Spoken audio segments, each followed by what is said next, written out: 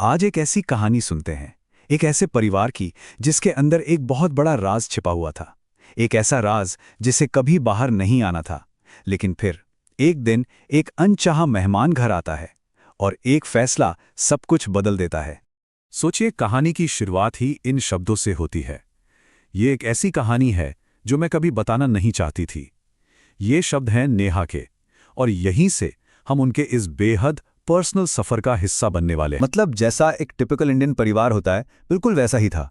पापा काम पर जाते हैं, माँ घर संभालती, और नेहा, उसका पूरा फोकस अपनी पढ़ाई पर था।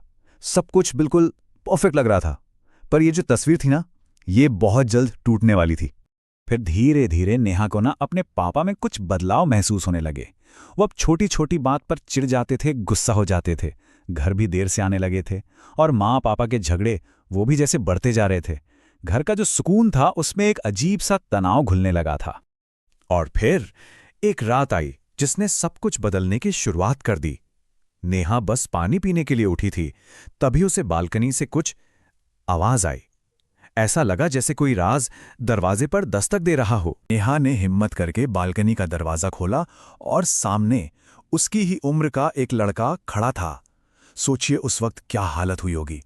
डर और हैरानी के बीच उसके मुंह से बस एक ही सवाल निकला, तुम कौन हो?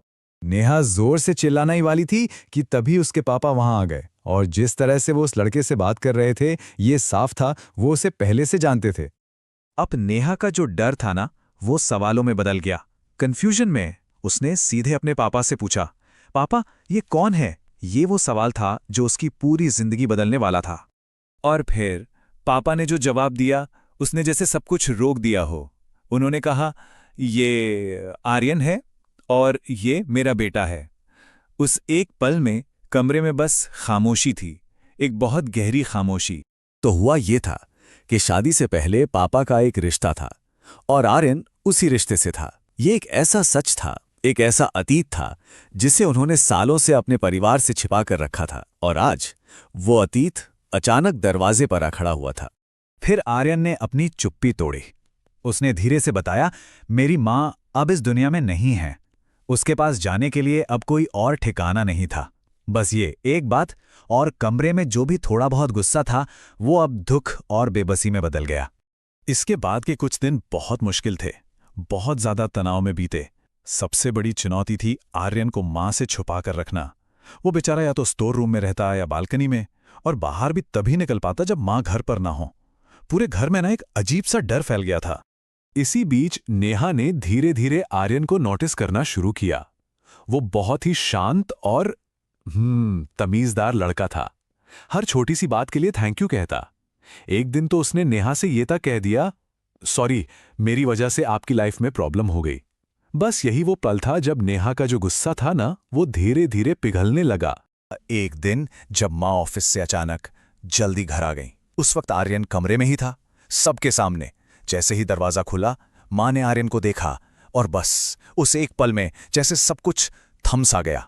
माँ ने सिर्फ एक सवाल किया, बिल्कुल शांत आवाज में, ये कौन है? पर वो शांति आने वाले तूफान का संकेत थी।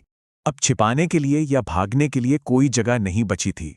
पापा ने सारी हिम्मत जुटाई और माँ को सब कुछ सच सच बता दिया, अपना अतीत, आर्यन के बारे में, सब कुछ।